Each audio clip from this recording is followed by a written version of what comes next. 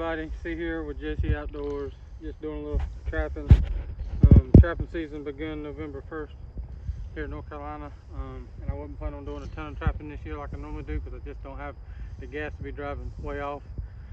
But got a buddy of mine here with me who's videoing for me, but he knew a guy that just got this property, got this little pond, and they eat slap up with muskrat, and he asked me if I could come out and try to get rid of some of them for him because they're fixing to start putting the house here and all kinds of stuff, and they're doing some work. So that's what we're doing. We're looking for runs. We've already got a couple footholds set with some baits off the edge, but we got a run right here. It's gonna be hard to show it, but it burrows down underneath. You can tell they've been going in and out. If I stick my hand down in here, I can feel where it's burrowed and going down in there. So we're just gonna, I don't do nothing fancy. I've got some stabilizers for certain, you know, if it gets difficult or something, but for now we're just gonna use this 110, and we're going to place this over this run right here. Hopefully we catch us something. But these 110s are easy to use. I don't do nothing extremely fancy. I kind of get my position right, and then I'll kind of decide how I'm going to set it. I don't want to make sure when I set it down in here that there ain't no dirt, no mud, no lip or nothing that's gonna catch this and stop it from closing all the way. So in North Carolina here is a little bit different muskrat trapping. They're about all bank dens, and sometimes the water's too deep. You can't even get in and find good runs. So you got to solely depend on trying to use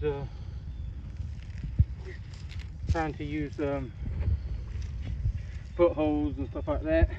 And I just use a little T-bar rebar stake to help anchor it down. And I'll come back through here in a minute, and I'll probably put another one on the other side just to stabilize it some. But they're definitely coming in and out of there.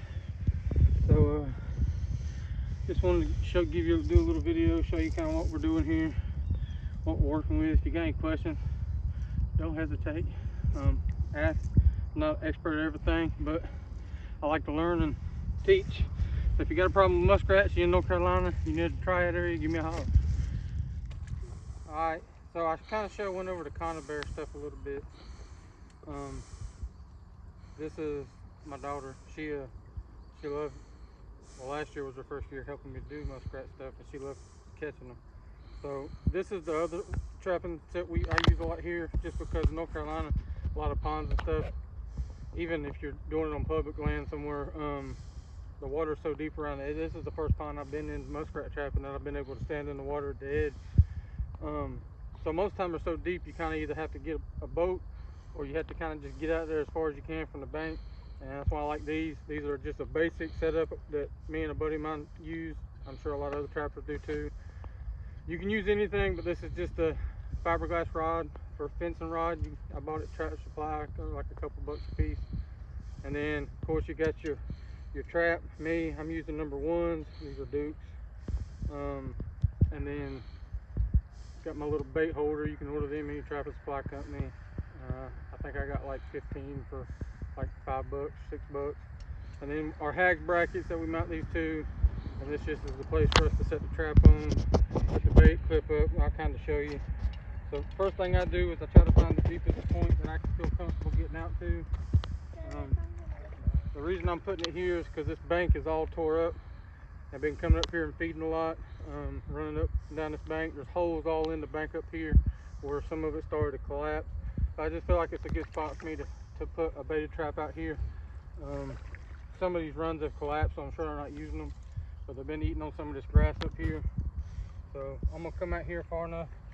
What I do is I try to get a good idea of how far I'm gonna be able to sink this in, and then I want to push it in. I'm gonna take my hatchet. Baby girl, go get my hatchet.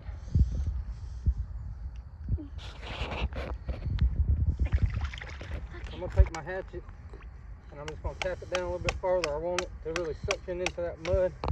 And you want to make sure it's deep enough when you set these. You don't want it to be right near something. If you set these right next to the bank, these are designed for when muskrat get in them. The foothold traps is heavy enough that once they get caught in it, and go into the water, they can't pull back up, so these essentially will drown the muskrat.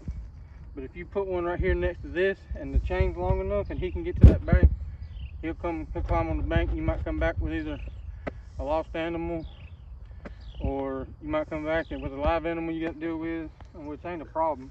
It happens occasionally. But I just try to get it out as deep as I can get it, make sure there's nothing really around that they can get to. And just slightly underneath the water is where I like to put my trap, just a good inch maybe. You want to come up and go up to that pad and get in it as they're trying to get to the bait at the top of this clip. And I use carrots.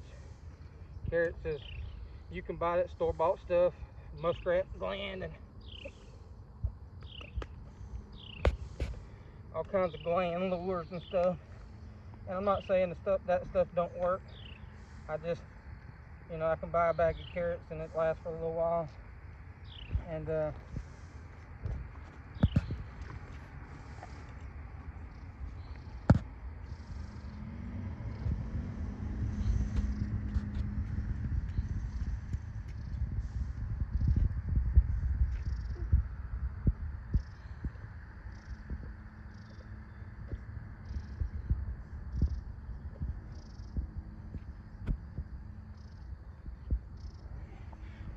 baby girl, hand me a carrot. Like I said, just under the water, I put the carrot, 5-6 inches above. You don't want them to be able to reach the carrot before they get to the trap. You want to make them really work for it. Not saying sometimes you'll have them come up from behind or the side and you have a misfire, but I mean that's just part of it. But that's what I do. Like I said, you can buy the lure and stuff. I just find that carrots are a little bit, you can get a big bag for a few bucks and they'll last a while, and it's effective, so why stop using it? Oh, I'm stuck in there. All right.